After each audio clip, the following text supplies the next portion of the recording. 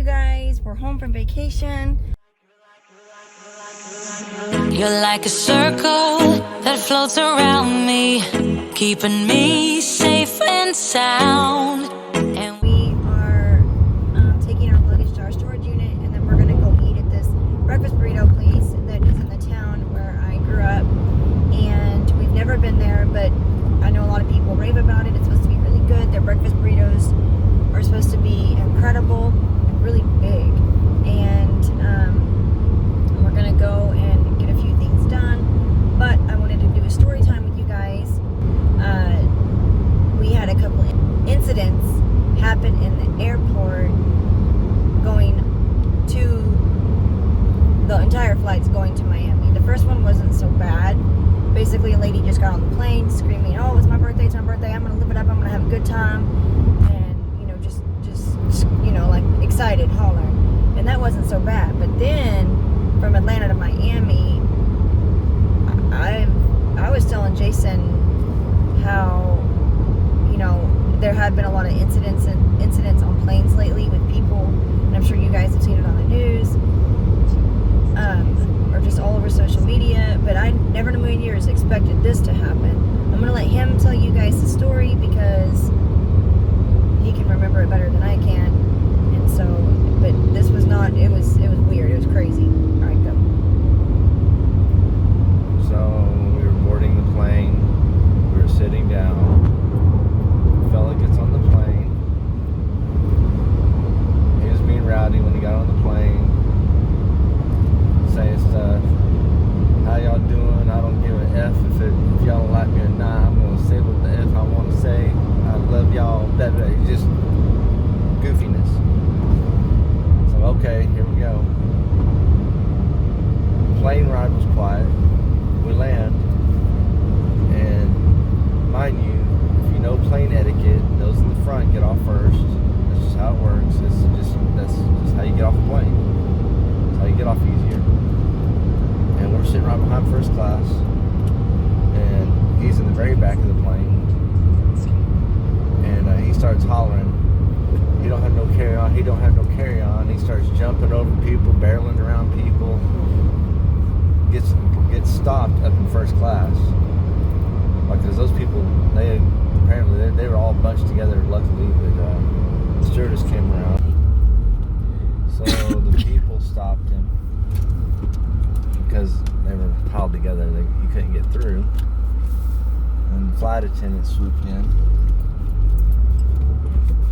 and pretty much was giving him the warning. So you need to calm down. This is not the place, because he was shouting out, "Where's the millionaires? Let me come work for y'all.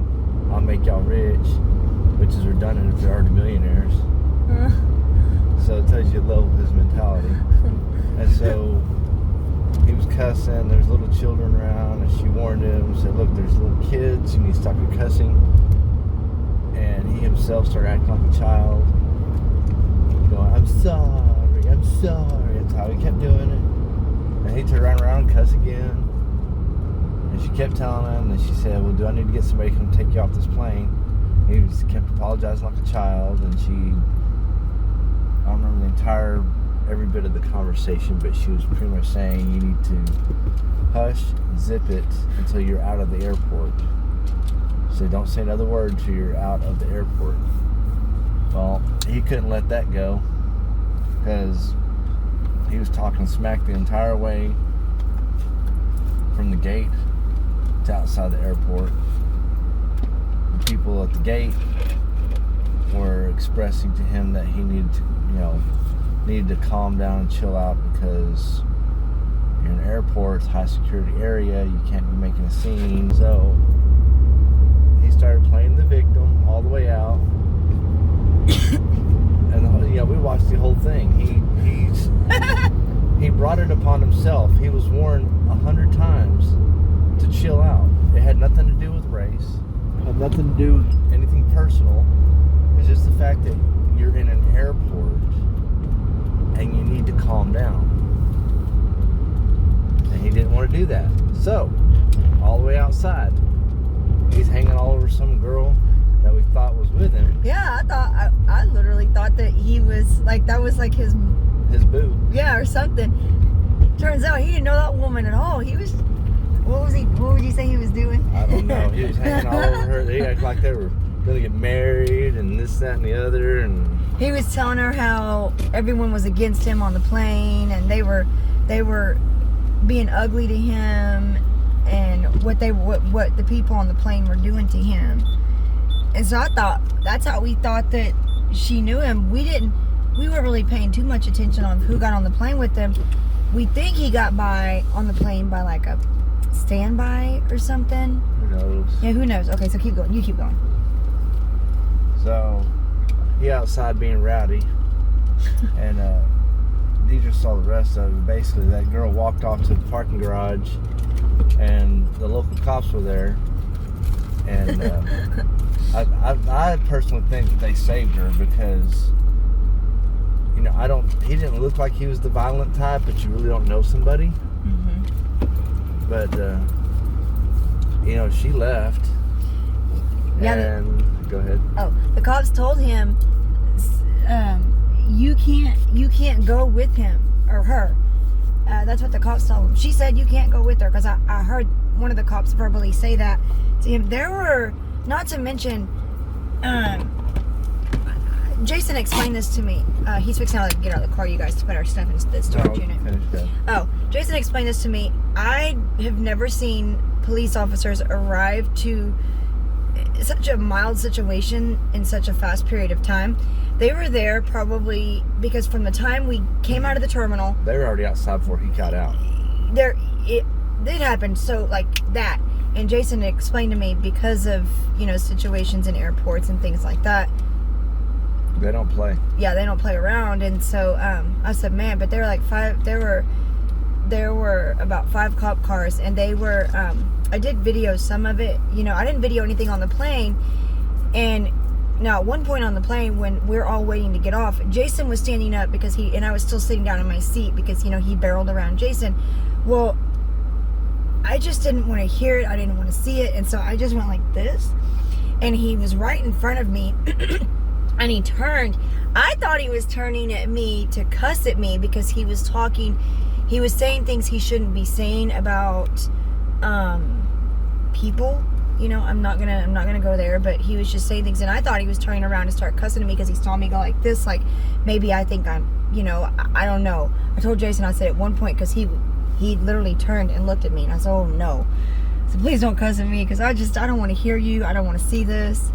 And so but we were outside and we were waiting for our Uber. Well, not to mention, I thought when we came out of the terminal, we got away from him. Then we saw him with a girl. We were like, let's get away from him. Went outside. We're like, dang it, we're still around this guy. And he's outside, and there's the cops. The cops are surrounding him. They're not doing anything. They're just watching him. They're just talking to him calmly. All the cops were just being very calm, very respectful. And he was trying to provoke them. Yeah. That was bad. He literally was trying to provoke them. Yeah. And I did record that because, God forbid, you know, everything that's going on in today's world, you know, like... Yeah, you could tell he feeds into it. Yeah, well, not even that really. It's just like Jason said. The way he was talking to him, you could tell. Well, just like Jason said, you know, when we were at our resort, there were all different types of people and from different walks of life and different races and ethnicities and just diversities that were just all together and just getting along, and, you know, nobody cared. And then just for that to happen, you know, I felt bad for those cops because they should have not had to be there for such a mild situation. But you never know if someone's that irate and upset, and you don't know what you don't know what someone's capable of, I guess. And so, but he was provoking the police officers. Well, I don't know what happened at one point, but he got in a cab. So before that, our ride that was coming to get us, our driver, told us what gate to meet him at, which was like a few gates down from where all this was going down. So we walked down there, like, okay, thank goodness. He's not going to pick us up. We're just going to go down here where there's nothing there. Cool, whatever. And as she was saying with the cab ride, the guy didn't have any money. He hops in a cab. The cab drops him right off right where we're standing waiting for our ride. It's like, oh my goodness. Can't get away from him. The cab driver kicked him out, and he come walking up towards us like, oh man, no. He starts talking to us. Tried to, and I was like, no. No, I ain't We just doing that. ignored him. I ain't doing that.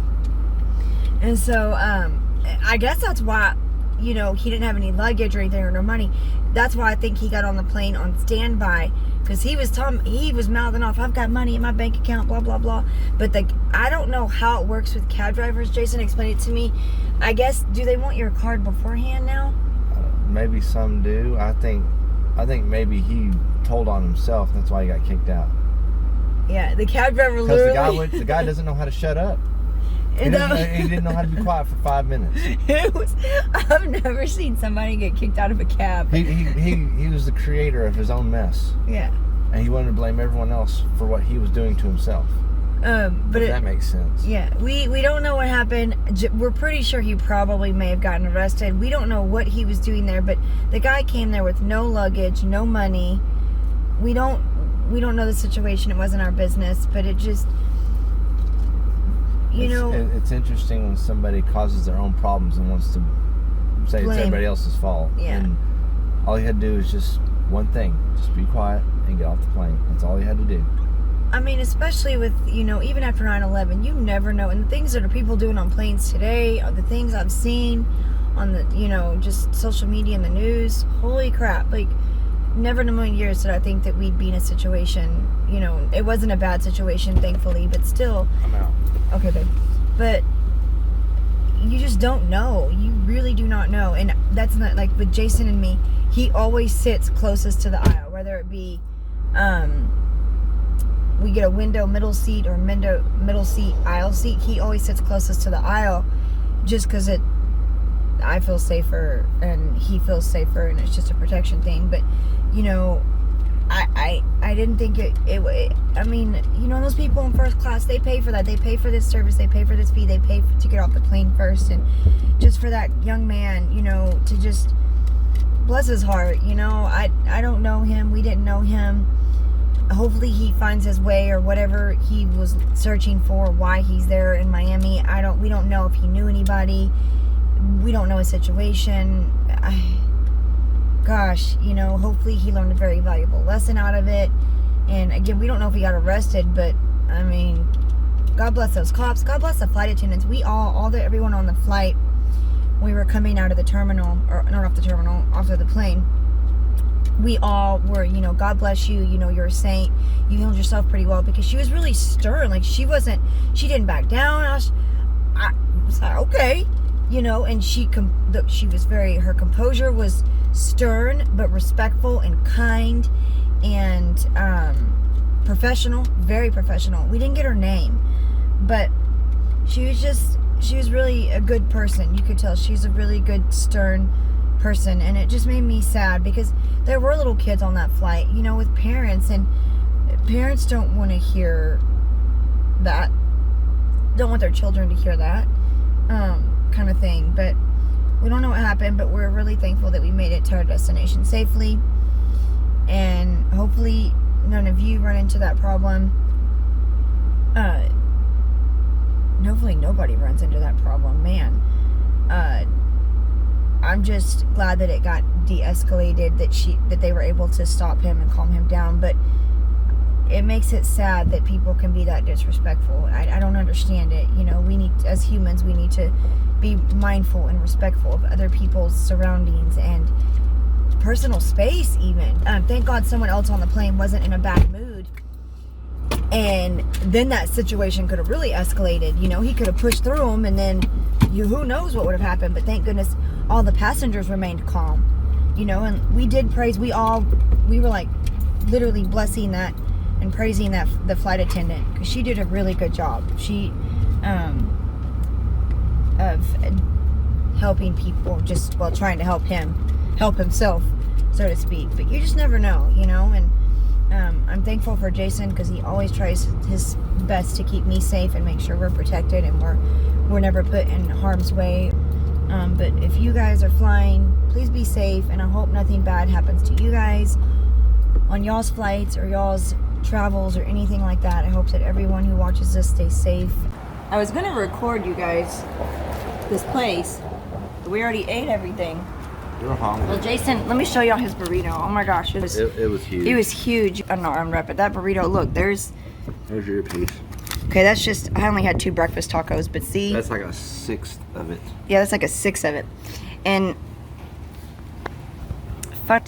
I love horchata. Oh my gosh. If y'all don't know what horchata is, Google that. But this place, I don't know how to pronounce it. Jason, do you know how to pronounce it? I don't know how to pronounce it.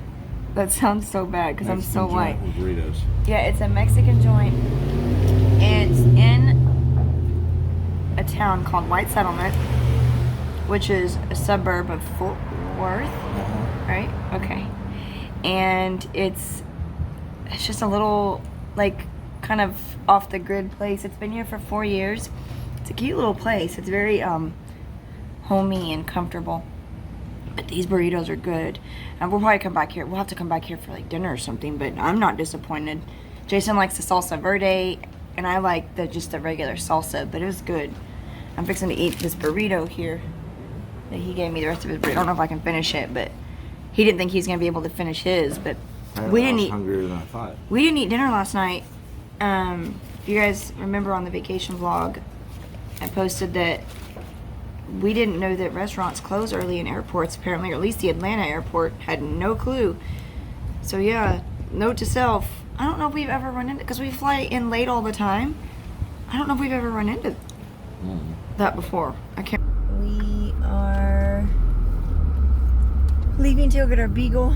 We made an outfit change for a little while. We got on some comfy clothes. I took a cat nap. Did you nap at all, babe?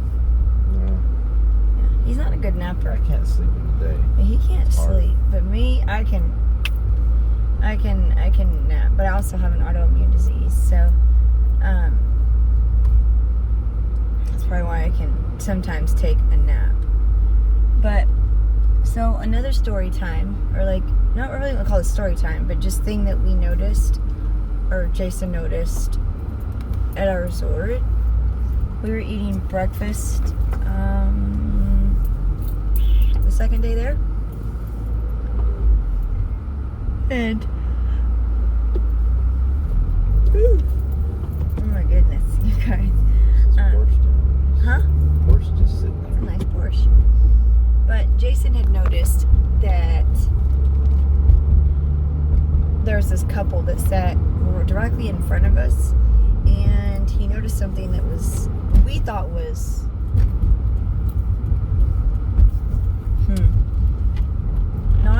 not ordinary, not normal. I don't know what you'd call it.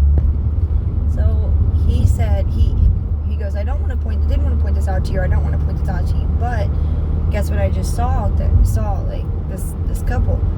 He said that they sat down and the wife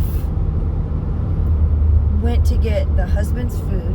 They did, because the restaurant has a buffet, so you can either order a la carte, you can order off the menu, you can go to the buffet, whatever. So she went to get food, not for herself. She went to get food for her husband. Well, that was nice of you, babe. She went to get food for him so that he could start eating. Then she went back to get food for herself. And most couples would sit across from each other. She sat right next to him. And I'm pretty sure I saw her cutting up his food. Don't quote me on that, but pretty sure that's what I saw whenever he pointed this out, because I started to pay attention to them.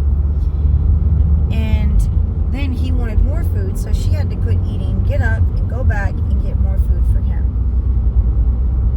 I didn't agree with that. I don't agree with that. I don't like that. That's just my opinion. And he was perfectly capable of getting up. There's nothing wrong with him. Oh yeah, I should have pointed that out. He wasn't having a hard time walking or anything like that. He was perfectly fine. And his body language, or his body demeanor, I guess if you will, didn't seem pleasant, pleasing, kind at all.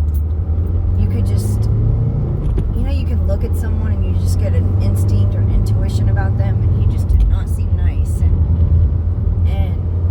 I just didn't agree with that. Jason has never made me go, get him food so he could start eating first.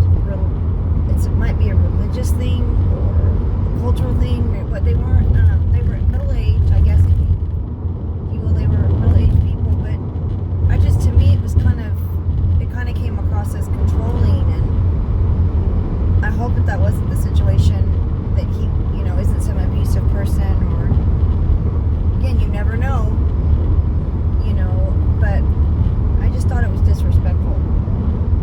And, even if I didn't have a visual impairment, Jason would never send me to go get his, now at home, and I just cut myself off. At home, when I'm cooking dinner, I've done this since day one. I have always taken him his plate or served him first. Which you don't need to. Oh, I don't need to. It's not. Makes me feel weird. Yeah, it does make you feel weird. It's not. I don't know why I do that. Okay, he's sitting over there. Let me just take him his food so he can get food. I know that some people, there have been conversations around this, and most people who have kids will serve their kids first, and then the couples will eat. Comment below if you guys are married, how you guys do it in your family, or what your family dynamic is with serving and eating and everything. Just, and it's crazy that Jason noticed that, because I don't pay attention to, well, not that I don't pay attention to people, I just can't see very well my surroundings, so. Yeah, if y'all didn't know, she can't see very well. Shut up. But, yeah, I didn't agree with it. I just wanted to share that with you guys within our story time. And who washes the dishes? Lexi. No. Yeah, that's one thing. That's another. Yeah, we do that in our household. I cook and Jason will clean the kitchen.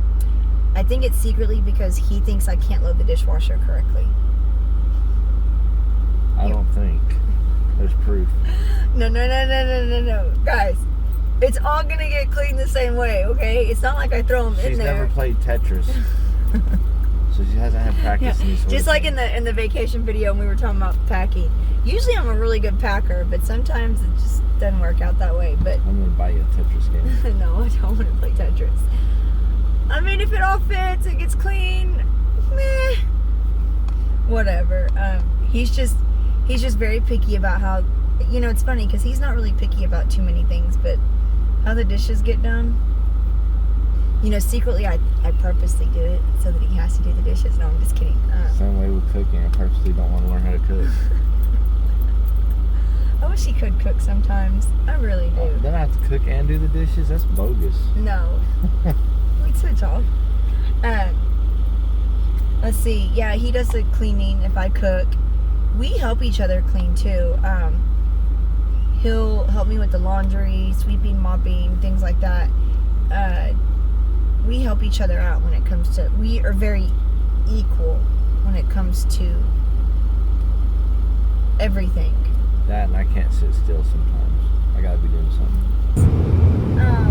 Look, this is our lovely Eagle. She had the best time we call Mimi and Pops, and her little cousin Kilo. She had the best time with them. Oh my goodness, she had so much fun, didn't you, boys? But she was ready to get in the car, and so she actually came and jumped. I had the doors open, and she just jumped in. She's ready to go home. She did not come out. Yeah, she would not come out of the car, so she's ready to go home. But we got her. What are you doing? I missed her so much. We are about to take her to the specialty food store where we get our food and some treats from. And we're gonna take her home. We're gonna feed her and hang out with her for a bit before we go out with our friends later. Oh my goodness, but she's ready. Isn't she the cutest, you guys? Oh my gosh, beagles are the best. She is an adventure-loving dog. And she listens, doesn't she? Yeah, she's a good. Oh yeah. I told you she wouldn't. I know. Jason's mom and I, my mother-in-law and I, are always afraid that she's gonna run off. I mean, she has run off. She's gotten out. She has run off before. But they have a back porch that's gated, and then they have a gate that opens out to another gated area. It's a bigger gated area. Well, there's a gate leading out to all their land. there's a gate leading out to where you can get out on their land. They have, I think, 3 or 4 acres. And so we Jason said that we could let her out and she won't run away. And so I was like, okay, if you want to test that theory, you can go chase her. And she got out. We let her out. She walked around, just kind of sniffed. She ate something off the ground. I don't know what she ate, but she ate something. But she didn't. She kind of started to wander off. But Jason, what'd you say to her? Because we were too far away. I make a little noise, let her know that she's going the wrong direction. It's like an ant noise, like a buzzer. Yeah. And then I'll talk to her. Say, no,